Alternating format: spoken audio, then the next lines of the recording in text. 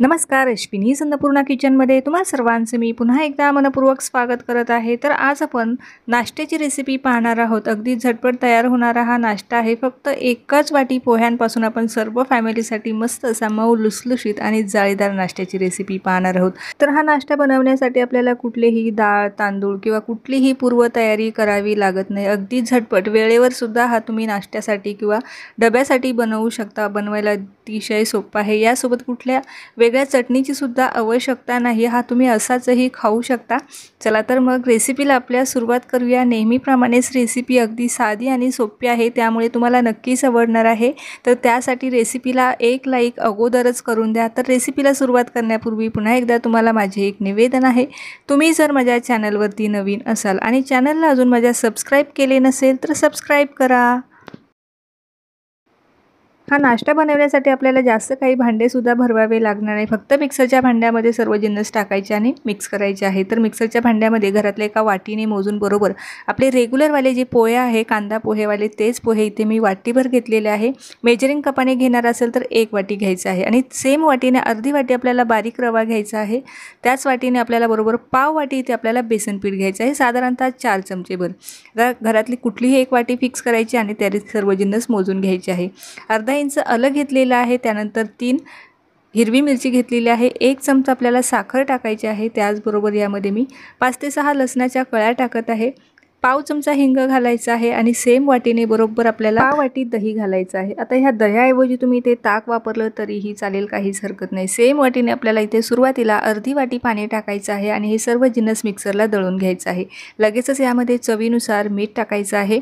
तर आता इथे पाण्याचं जे प्रमाण आहे हे तुम्हाला थोडंफार कमी किंवा जास्त लागू शकतं, कारण यामध्ये रवा आणि पोहे असल्यामुळे पाणी थोडंफार कमी किंवा जास्त लागू शकतं। मस्त अशी स्मूथ आपल्याला याचं बॅटर तयार करून घ्यायचं आहे। अशा पद्धतीमध्ये पाण्याचं जे प्रमाण आहे आपल्याला कमीच ठेवायचं आहे। मिश्रण असं काहीसं घट्टसर असलं पाहिजे। तर हे मिश्रण आता एका मिक्सिंग बाउलमध्ये काढून घेऊया। लगेचच यामध्ये पाव चमचाभर आपल्याला हळद घालायची आहे। तर ही हळद आपण सुरुवातीला सर्व जिन्नस मिक्सरला वाटून घेतले तेव्हा घातली तरीही चालेल। 2 चमचे इथे मी तेल टाकलेलं आहे। सर्व जिन्नस जेव्हा मिक्सरच्या भांड्यामध्ये आपण टाकतो त्यावेळेला जरी तुम्ही हळद टाकली तरीही चालेल। मी टाकायला विसरले किंवा अशा पद्धतीने वरतून टाकली तरीही काहीच हरकत नाही। आता छान एकजीव करून घेऊया तेल आणि हळद।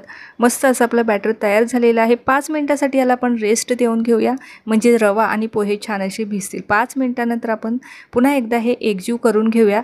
तर मिश्रणामध्ये आपल्याला अजिबात पाण्याची आवश्यकता लागणार नाही। मिश्रण आपल्याला थोडंसं घट्टसर ठेवायचं आहे। तर जेव्हा आपण सुरुवातीला मिक्सरच्या भांड्यामध्ये सर्व जिन्नस घातले तेव्हाच मी यामध्ये 1 वाटी पाणी मला हे दळण्यासाठी लागलेलं होतं। मिश्रण असंच आपल्याला ठेवायचं आहे। जास्त पातळ केलं तर आपला जो नाश्ता आहे हा अजिबात बरोबर होणार नाही। तर मिश्रणची जी कन्सिस्टन्सी ती अशीच ठेवायची आहे। लगेचच यामध्ये मी 1 इनोचं पॅकेट घालणार आहे। आता इनोच्या पॅकेटमध्ये साधारणतः 1 चमचाभर एवढं इनो असतं, तर 1 चमचाभर इनो आपल्याला यामध्ये घालायचं आहे, किंवा या इनोच्या ऐवजी तुम्ही बेकिंग सोडा तोही वापरू शकता। आता ह्या इनोला ॲक्टिव्ह करण्यासाठी साधारणतः 2 ते 3 चमचेभर यामध्ये पाणी घालून घेणार आहे, जास्त घालू नका। आणि पुन्हा एकदा आपल्याला हे एकजीव करून घ्यायचं आहे आणि लगेचच वाफवण्यासाठी ठेवायचं आहे। आता कुठल्याही मिश्रणामध्ये इनो किंवा सोडा घातल्याच्या नंतर ते जे मिश्रण आहे ते आपल्याला जास्त काळासाठी बाहेर ठेवायचं नाही, कारण इनो किंवा सोडा जेवढा पटकन आपण कुठल्याही मिश्रणामध्ये टाकतो तेवढा पटकन तो ॲक्टिव्ह होतो आणि तेवढ्याच पटकन तो डिॲक्टिव्ह सुद्धा होतो। तर त्यासाठी आपल्याला हे मिश्रण जास्त काळासाठी बाहेर ठेवायचं नाही, फटाफट मिक्स करायचं। त्यानंतर आता इथे मी एक ताट घेतलेलं आहे। आता हे मी एका ताटामध्ये वाफवण्यासाठी ठेवणार आहे। घरातलं कुठलंही भांडं तुम्ही घेऊ शकता, किंवा केकचा टीन घेऊ शकता, कुकरचा डब्बा किंवा पातेल्यामध्ये जरी तुम्ही हे वाफवण्यासाठी ठेवलं तरीही चालेल।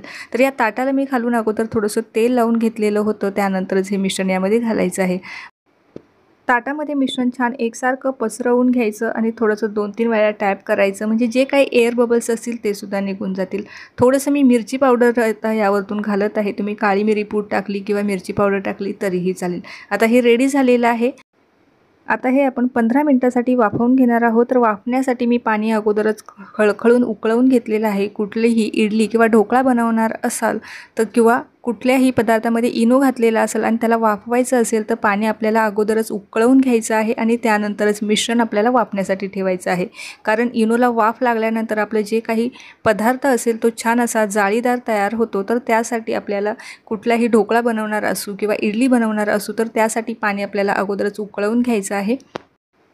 म्हणजे आपला जो काही पदार्थ आहे तो मस्त असा जाळीदार तयार होतो। आता 15 मिनिटं आपल्याला झालेली आहे।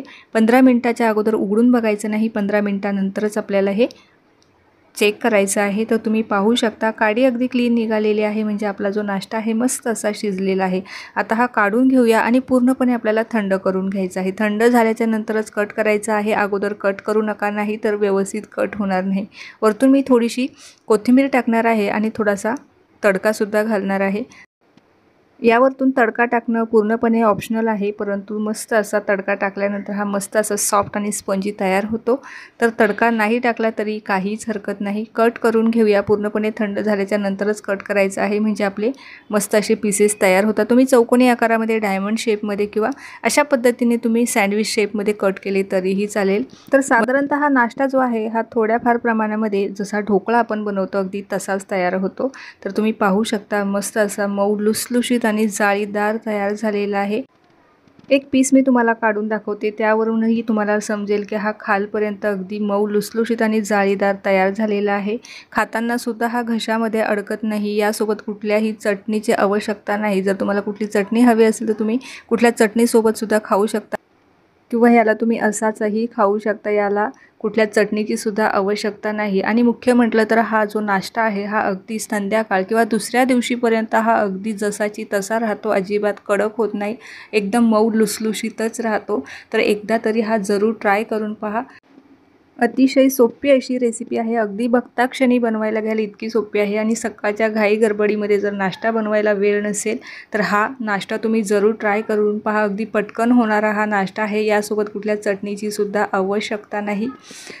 तर रेसिपी बघत बघत इथपर्यंत आलाच असाल तर रेसिपीला एक लाईक नक्की करून द्या। आणि चॅनलवर जर नवीन असाल आणि चॅनलला अजून माझ्या सबस्क्राईब केले नसेल तर सबस्क्राईबसुद्धा करा। तर पुन्हा भेटूया अशाच एका नवीन रेसिपीसोबत, तोपर्यंत धन्यवाद।